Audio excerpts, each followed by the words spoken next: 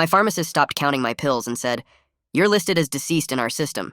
I froze at the counter. "What do you mean deceased?" I asked, but Gloria was already turning her computer screen toward me. She pointed at a red alert flashing across my profile. "Right there. Says you died 6 months ago from an overdose. Same medication you're trying to fill right now."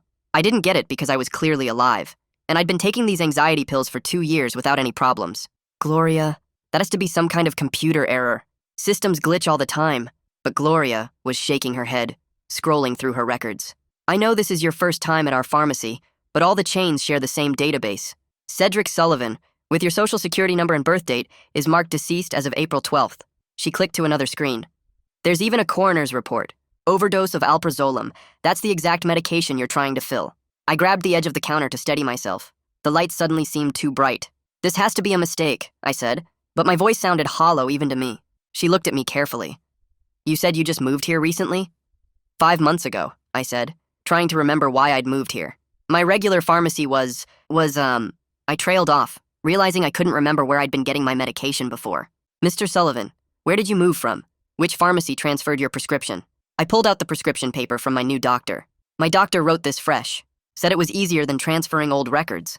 Gloria examined the prescription. "Did you tell him about your medication history? Your previous dosage?" I nodded, but couldn't remember the actual conversation. Just knew I'd been taking the same pills for anxiety. "Let me check something else," Gloria said, typing rapidly. "The death certificate was processed at St. Mary's Hospital. The body was identified by..." She paused, reading. "Yasmin Sullivan, listed as spouse. There's also a daughter. Flora Sullivan, age 7. Says here she was the one who found you." "I don't have a wife," I said immediately. "I've never been married, and I definitely don't have a daughter." Gloria's fingers stopped moving over the keyboard. "Mr. Sullivan, according to this, you were married for 3 years. Your wife filed the death certificate. She arranged the funeral. There's a whole life documented here. Look, here's the obituary." She turned the screen toward me.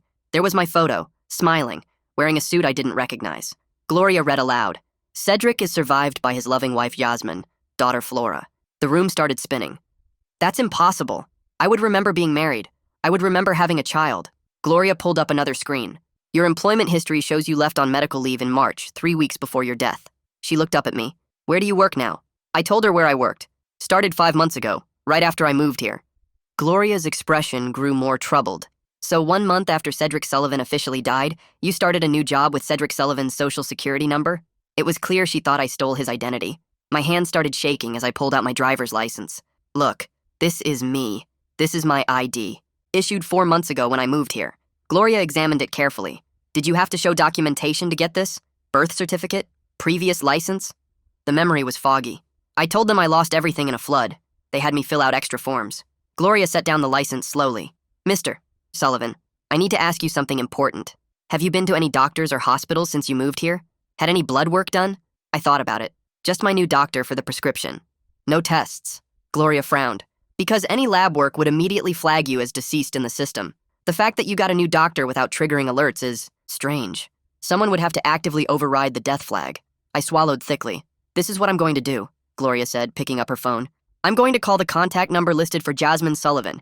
We need to understand what's happening here." She dialed before I could protest. The phone rang 3 times. Gloria put it on speaker. A woman answered, her voice cautious. "Hello? Mrs. Sullivan? This is Gloria from Walgreens Pharmacy. I'm calling about your husband, Cedric." She didn't hesitate, saying, "My husband died 6 months ago. Why are you calling me?" Gloria looked at me, then back at the phone. "Mrs. Sullivan, I have someone here claiming to be Cedric Sullivan. He has identification and is trying to fill a prescription for his anxiety medication." The silence stretched so long I thought she'd hung up. Then her voice came back, different now, urgent. "Don't let him leave. I'm going there right now. 20 minutes. The line went dead. Gloria and I stared at each other. My heart was pounding so hard I could feel it in my throat. "Why would she want to come here?" I asked. "If her husband is dead, why doesn't she just call the police?" Gloria's face had gone pale. "Unless she knows what really happened to you." My hands wouldn't stop shaking as I gripped the counter harder. Gloria glanced toward the consultation area behind the pharmacy counter and motioned me to follow her. My legs felt weak as I walked around the counter and into the small room with its plastic chairs and health posters on the walls. Gloria pulled the door mostly closed and locked my prescription paper in the metal safe mounted on the wall. She grabbed a clipboard and started writing down everything that had happened, her pen moving fast across the incident report form. I pulled out my phone to text my boss that I'd be late, but my fingers kept hitting the wrong keys. The automated reply popped up immediately, reminding me about the quarterly report due tomorrow. Gloria looked up from her paperwork and asked if there was anyone I wanted her to call, maybe a family member or friend, who could come sit with me. I opened my contacts list and scrolled through the handful of numbers, mostly work people and takeout places. My chest got tight when I realized I couldn't think of a single person to call. The clock on the wall showed 15 minutes had passed since the phone call. Gloria kept checking the front of the store through the small window in the door. My mouth was dry and I kept swallowing, but it didn't help. The door chime rang, and Gloria stood up quickly. Through the window, I saw a woman walk in, maybe mid-30s, with dark hair pulled back in a messy ponytail and bags under her eyes. She stopped just inside the door and scanned the pharmacy until she spotted me through the consultation room window. Her face went white and she grabbed the nearest shelf to steady herself. "Oh my God," came out as barely a whisper, but I could read her lips. She walked toward us slowly, like her legs might give out at any moment. Gloria opened the door, and the woman just stood there staring at my face, studying every detail like she was trying to solve a puzzle. Her voice cracked when she spoke. "You look exactly like him, exactly like my husband, but your eyes are different somehow." Gloria pulled out another chair and suggested we all sit down before someone fell over. The woman, Yasmin, sat across from me and pulled out her phone with shaking hands. She swiped through her photos and turned the screen toward me. The first picture showed a wedding, the groom wearing a navy suit I'd never owned, standing next to her in a white dress, both of them laughing at something off camera. She swiped again to show a beach vacation with a little girl building sandcastles while the man who looked like me helped her. Another swipe showed a birthday party in a backyard I didn't recognize, the man blowing out candles on a cake shaped like a guitar. I stared at each image, searching for something, anything that felt familiar, but it was like looking at someone else's photo album where they'd pasted my face onto a stranger's body. The man in the pictures wore clothes I'd never buy, stood in ways I didn't stand, smiled with his whole face in a way I knew I never did. Yasmin kept swiping through more photos, each one showing a life I had no memory of living. She started talking about the last few weeks before he died, how he'd been acting strange and paranoid, forgetting things and getting confused about where he was. She said she thought it was just his anxiety getting worse because he'd been under so much stress at work. He'd started taking higher doses of his medication, but it wasn't helping. The night he didn't come home, she figured he'd gone to stay with a friend to clear his head since they'd been arguing about money. She waited until morning to really worry. She went to their bedroom to grab her phone charger and found him on the floor next to the bed. The pill bottle was empty on the nightstand, and Flora was in the doorway screaming. Yasmin's voice broke completely as she described calling 911, even though she could tell he'd been gone for hours by how cold his skin felt. The paramedics confirmed what she already knew, but they had to try anyway. Gloria reached across and handed Yasmin a tissue from the box on the table. I sat there, unable to move or speak, trying to process what she was telling me. The man in those photos had my face, but lived a completely different life, had a family I didn't remember, died in a bedroom I'd never seen. Yasmin wiped her eyes and looked at me again.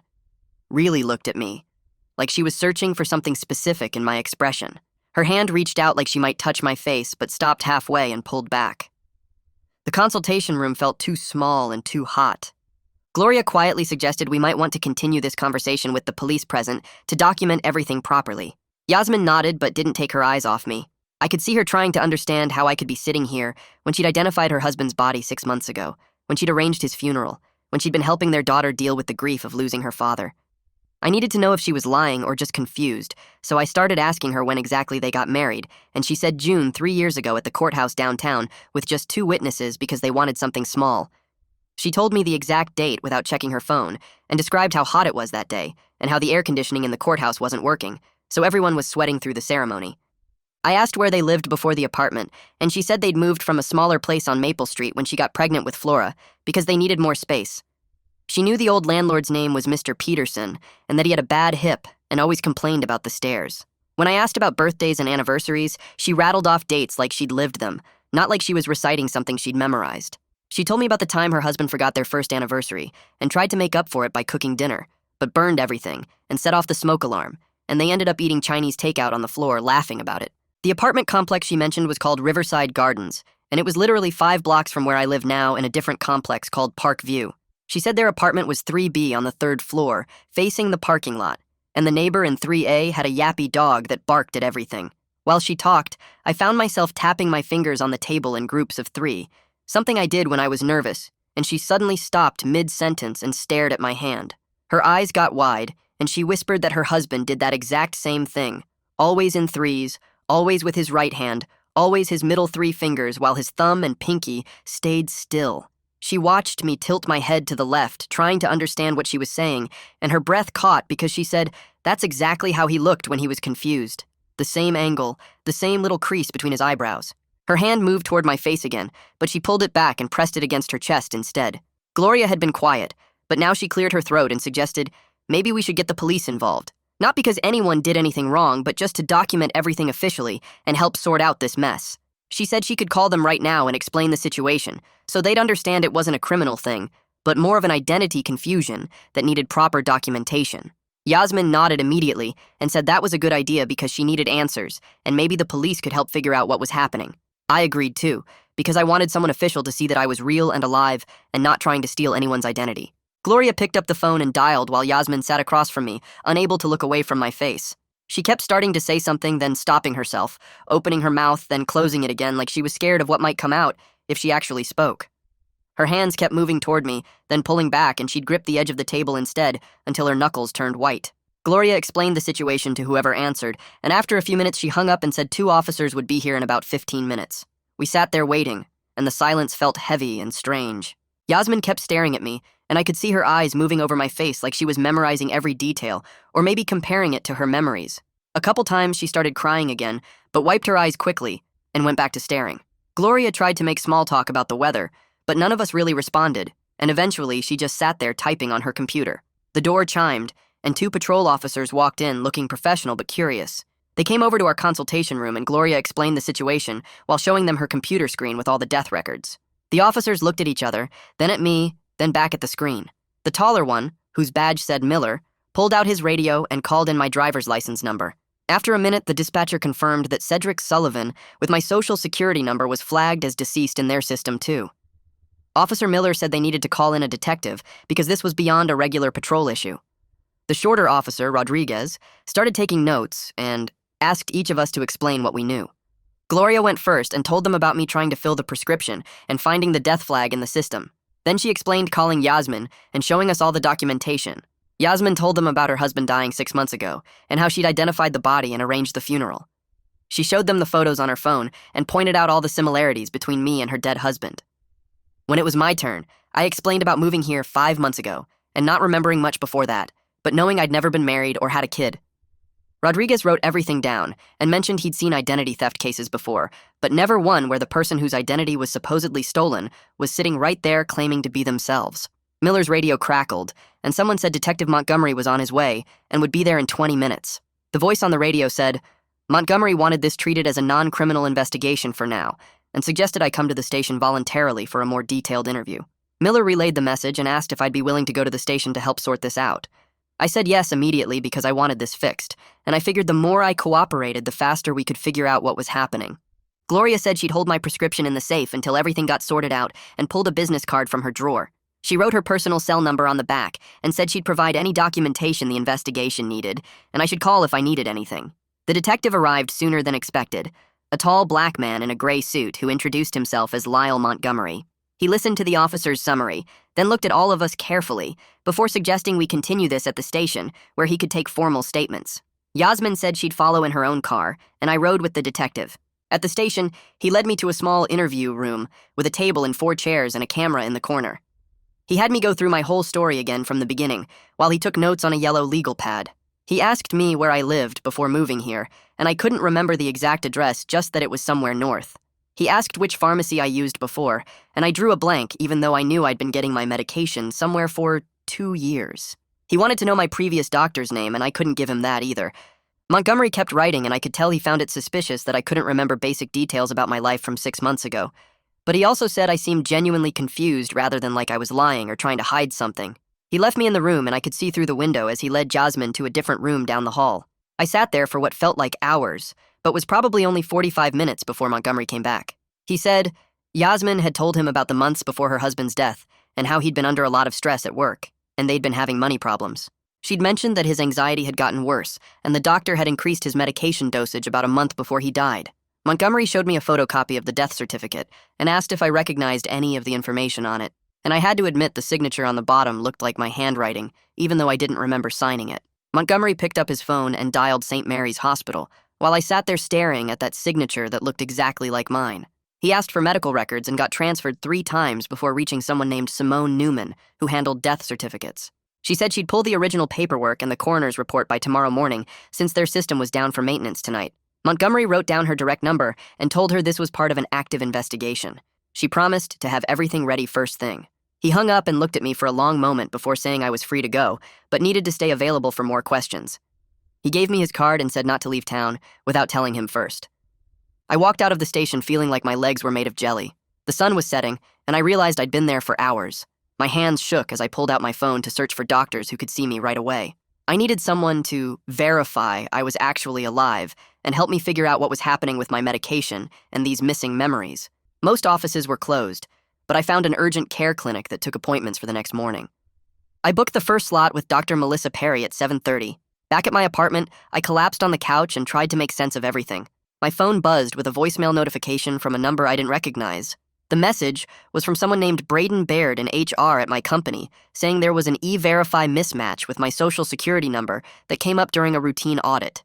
He said it was urgent and I needed to meet with him tomorrow, or they'd have to suspend my employment immediately. My stomach dropped because I couldn't afford to lose my job on top of everything else. I barely slept that night, just tossed and turned thinking about that death certificate and the family I supposedly had. The next morning, I drove to the clinic 20 minutes early and sat in the parking lot trying to calm my breathing. Dr. Perry turned out to be a woman in her 40s with kind eyes who listened to my whole crazy story without interrupting. She asked me about my medical history, and I struggled to give her anything concrete from before 5 months ago. Everything felt foggy, like trying to remember a dream. She ordered comprehensive blood work, including drug screens and vitamin levels, to rule out any physical causes for the memory issues. She said she'd help me taper off the anxiety medication safely while we figured out what was going on. She explained that the health information exchange system had lots of gaps and glitches, which might explain why my death flag didn't trigger when I became her patient 5 months ago. Sometimes smaller clinics weren't connected to the main database, or staff would override alerts if the system was acting up. She documented everything carefully in my chart and said she'd coordinate with Detective Montgomery's investigation. She gave me a prescription for a lower dose of my medication to start weaning off gradually. After the appointment, I drove straight to my office for the HR meeting. Braden was a young guy who looked uncomfortable as he showed me the e-verify alert on his computer screen. The system said my social security number belonged to someone who died 6 months ago. He said they had to place me on paid administrative leave immediately while I worked to verify my identity. He handed me a thick packet of forms for the Social Security Administration to file an erroneous death determination claim. He said it happened sometimes with database errors, but he'd never seen a case with so much documentation of the death. He gave me 2 weeks to get it sorted before they'd have to start termination procedures. Meanwhile, Detective Montgomery drove to St. Mary's Hospital to meet with Simone Newman. She was an older woman who'd worked in records for 20 years and had everything ready for him. The death certificate showed the body was identified visually by Yasmin Sullivan as her husband. No DNA test or fingerprints were taken, which was standard for an apparent overdose with family identification. The autopsy summary was brief since they'd had 7 overdoses that day, and the medical examiner was overwhelmed. Simone remembered that day because it was absolute chaos with ambulances coming in every hour. They'd shortened a lot of standard procedures just to keep up with the volume. She mentioned they still had tissue samples in storage from all the overdose cases that day, in case families wanted additional testing later. Montgomery asked her to flag those samples in case DNA testing became necessary for this investigation. She made notes in the computer and said the samples would be preserved. Back at my apartment that evening, I started going through every box and drawer looking for clues about my past. Most of my stuff looked new, like I'd bought it all at once 5 months ago.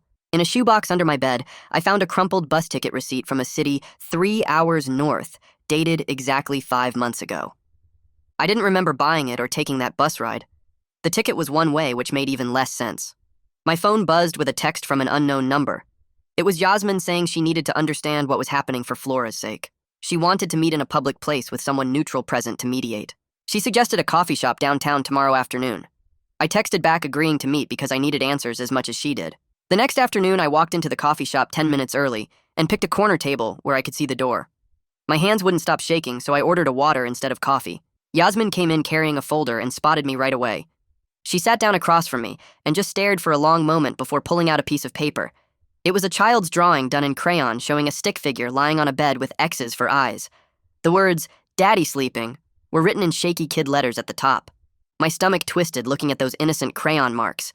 A 7-year-old had drawn her dead father and kept it on the fridge for 6 months.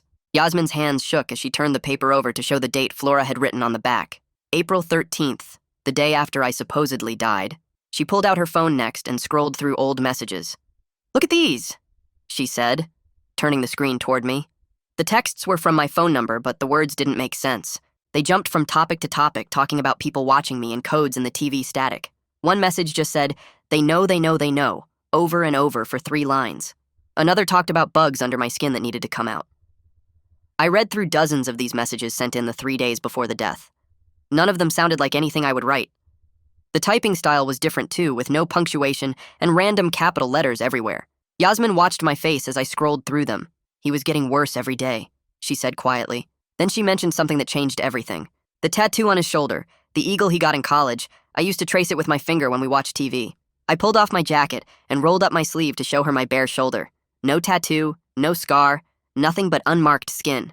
Her eyes went wide, and she reached out like she wanted to touch my shoulder to make sure. "He had it for 8 years, she whispered. I rolled up my other sleeve too, but both shoulders were completely clean. She grabbed her phone and showed me a beach photo from 2 years ago. The man who looked exactly like me had a large eagle tattoo covering his left shoulder.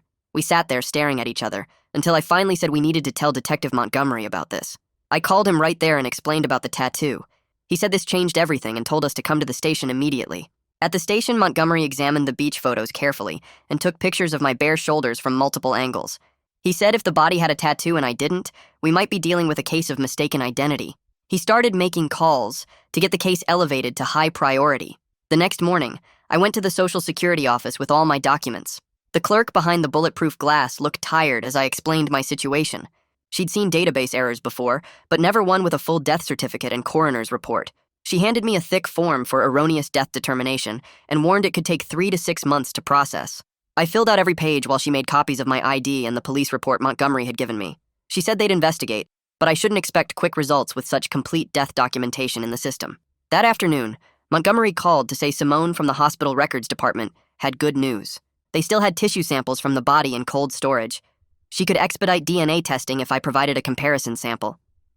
I drove straight to the police station where they did a proper cheek swab with full chain of custody documentation. Montgomery said we'd have results in 2 weeks if we were lucky. My phone rang while I was driving home, and it was Braden from HR. He'd gotten my email about the death certificate issue and wanted an update. I explained about the DNA testing and the Social Security forms I'd filed. He extended my paid leave for another 2 weeks, but warned that without resolution, soon they'd have to start termination procedures. The company couldn't keep someone on payroll who was legally dead. I understood, but it still made my chest tight thinking about losing my job on top of everything else. The next day, Dr. Perry called and said she wanted me to see a psychiatrist about my memory gaps. She'd made an appointment with Dr. Galen Rubin, who specialized in trauma and dissociative disorders. She thought we should rule out any psychological explanation for the missing memories. I didn't want to go, but knew I needed answers. Dr. Rubin's office was in an old medical building downtown. He was younger than I expected, with thick glasses and a gentle way of talking. The first session involved a lot of cognitive testing, with cards and word associations and number sequences. He found some minor issues with attention and short-term memory that he said were consistent with anxiety and long-term benzodiazepine use. He recommended more extensive neuropsychological testing, but said he didn't see signs of major amnesia or dissociation. During our second session, he explained that high doses of anxiety medication combined with severe stress could cause memory fragmentation. The brain sometimes protected itself by blocking out traumatic periods. He'd seen cases where people lost weeks or months, though rarely as extensively as my situation. He said the medication I'd been taking could definitely cause blackouts and memory problems at high doses. 3 days passed before Gloria called my cell while I was sorting through old receipts at my kitchen table. She told me she'd been doing research on her own time and found 3 other cases across the country where death certificates got filed wrong. None of them had as much paperwork as mine, though, just simple clerical errors that got fixed pretty quick. She said she'd keep looking and would let me know if she found anything else that might help my case.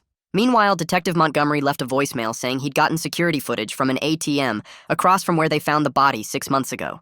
I drove to the station that afternoon, and he showed me the grainy black and white video on his computer screen. The timestamp showed 2:47 a.m. on April 12th, and there was a figure walking past the ATM camera. Montgomery paused it and zoomed in, but the image just got more blurry. The person was about my height and build, but their face was turned away, and they wore a dark jacket with the hood up. He played it again frame by frame, but we couldn't tell if it was me or someone else entirely. Montgomery said he'd send it to the state lab for enhancement, but warned me not to expect much from such poor quality footage. That evening, Yasmin emailed me a scanned copy of what she said was our marriage certificate from 3 years ago. I printed it out and sat at my desk studying every line with a magnifying glass I'd bought at the drugstore. The signature at the bottom looked like mine, but something was off about it. The letters were shaky and uneven, like someone signing while drunk or sick or maybe being forced to write. I compared it to my current signature on some paperwork, and while the basic shape was the same, the marriage one looked wrong somehow. I scanned both signatures and sent them to Montgomery, who said he'd have a handwriting expert take a look. The next morning, I decided to visit the apartment complex where Yasmin said we'd lived together before the death. It was only 15 minutes from my current place, which made my stomach feel weird. The complex looked familiar, but I couldn't tell if I actually remembered it or if my brain was playing tricks on me. I walked into the rental office and asked to speak with the maintenance supervisor. A heavy-set man in coveralls came out from the back room and stopped dead when he saw me. He said my name before I could introduce myself and told me he thought I was dead. I explained about the mix-up and asked what he remembered about me living there. He said I'd been a quiet tenant who never complained and always paid rent on time. During the last month before April, though, he said I'd seemed different, more withdrawn and jumpy. He remembered because I'd called about changing the locks twice in March, which was unusual. As we stood in the parking lot talking, an older woman came out of the building and did a double-take when she saw me. She walked over slowly and asked if I was really Cedric Sullivan. When I said yes, she told me she lived in the apartment below where I'd supposedly lived with Yasmin and Flora. She said she remembered seeing me arguing with someone in the parking lot a few days before the death was reported. It was late at night, and she'd looked out her window because of the yelling. She described a man in a dark hoodie but couldn't see his face because of the shadows. The argument had gotten pretty heated, and she'd almost called the cops, but then both men left in separate cars. She couldn't remember what the fight was about, but said I'd seemed really upset and kept pointing at the other guy. I thanked her and got her contact info for Montgomery before driving back to the station. Montgomery was interested in the mystery man angle and said he'd pull any police reports from that time period. While he worked on that, Simone from the hospital called with new information. She'd been going through the autopsy report again and noticed something they'd missed before. The body had an old fracture in the left wrist that had healed years ago. She asked if I'd ever broken my wrist. I rolled up both sleeves right there in the station and held out my arms. My wrists were completely unmarked with no signs of any old breaks or injuries. Montgomery took photos from every angle and had me get x-rays at the urgent care clinic down the street. The radiologist confirmed both my wrists were perfect, with no evidence of any previous fractures. This was the first real physical proof that the body wasn't me. Montgomery tried to track down my dental records for comparison, but hit a dead end. My previous dentist's office had closed 2 years ago when the dentist retired. The records were supposedly digitized and transferred to another practice, but that office had no record of receiving them. The backup company that handled the digital storage had gone out of business 6 months ago. It was like my dental history had just vanished. 2 days later, I had my follow-up neuropsychological testing with Dr. Rubin. He ran me through hours of memory tests and cognitive exercises. The results showed some mild attention problems and a few memory gaps, but nothing that suggested major amnesia. He said the pattern was consistent with anxiety and long-term use of benzodiazepines, not psychological trauma or dissociation. The gaps in my memory were probably from the medication, not from blocking out some horrible experience. After leaving his office, I decided to take control of what I could. I went home and started creating a detailed timeline of everything I could prove about the last 5 months. I gathered every receipt, printed every work email, and documented every single thing that proved I existed. Bank statements, grocery receipts, parking stubs, even timestamps from social media posts. I organized everything chronologically in a binder with tabs for each month. It took me 3 days, but I ended up with solid proof of my life from May through October. Then the call came earlier than expected. Montgomery's voice was different, excited almost. The DNA results had arrived a week early, and they were definitive. The body from April was not me. 0% match. He'd already started the paperwork to correct all the official records and was notifying everyone involved in the case. I sat down hard on my couch holding the phone, feeling something between relief and confusion washing over me. The next morning, I got a call from the Social Security office saying they'd received Montgomery's documentation and were expediting my case. The woman on the phone told me they'd issue a temporary verification of life letter within 2 business days, which would at least prove I existed for basic purposes. She said full resolution would take longer, but this would help with immediate needs like employment verification. I thanked her and immediately forwarded the case number to Braden at HR, who'd been waiting for any kind of official documentation. He called back within an hour saying the temporary letter would be enough to let me return to work part-time remotely while everything else processed. He even apologized for the whole situation and said he was impressed with how I'd handled such a bizarre circumstance. I set up my laptop at the kitchen table and logged into the company system for the first time in weeks, seeing dozens of emails from coworkers asking if I was okay. That afternoon my phone rang. and it was Yasmin crying, so hard I could barely understand her at first. She kept saying if the body wasn't me, then who was her husband, and who had she been married to for 3 years? The relief mixed with confusion in her voice made my chest tight as she apologized over and over about the insurance situation. She asked if I could help her make a statement to the insurance company to prevent fraud charges since she'd filed a death benefit claim in good faith thinking her husband had died. I told her of course I'd help, and we agreed to both contact the investigator. The insurance investigator called me the next day about the frozen death benefit claim, and I spent an hour on the phone providing a sworn statement about the misidentification. He recorded everything and said my cooperation would help ensure Yasmin wouldn't face criminal charges since she genuinely believed her husband had died based on the official death certificate. He mentioned they'd now investigate who actually died and why that person had my identification, which opened up a whole different set of questions nobody had answers for yet. Dr. Perry called to schedule an appointment, now that we understood the situation better, and when I went in, she adjusted my medication plan completely. She prescribed a different anxiety medication that was safer with fewer memory side effects and gave me a referral to a therapist who specialized in identity issues and medical trauma. She said what I'd been through was genuinely traumatic, even if we didn't fully understand it, and I needed professional support to process everything. The therapist turned out to be a calm woman in her 50s who listened to my whole story without judgment. After our third session, she suggested that a supervised meeting with Flora might help both of us process this strange situation, since the little girl had been grieving someone with my face. She called Yasmin while I was there, and they discussed it for 20 minutes before Yasmin agreed, saying she wanted her daughter to understand that death wasn't always what it seemed. The meeting was set up at a neutral location, a community center with a playroom where the therapist could observe. Flora walked in holding her mom's hand and stopped when she saw me, her eyes getting wide but not scared exactly, more confused. The therapist had prepped her that she'd meet someone who looked like Daddy but wasn't Daddy, and Flora seemed to understand that distinction better than any of us expected. We sat at a small table with paper and crayons, and I didn't pretend to be her father, but just talked to her as someone who understood feeling confused and lost. She drew a picture of a butterfly while I drew a tree, and we didn't talk much, but she seemed relieved somehow to see a familiar face, even if the person behind it was different. Her mom watched from across the room, wiping tears as Flora showed me her butterfly and explained it was orange because orange was happy.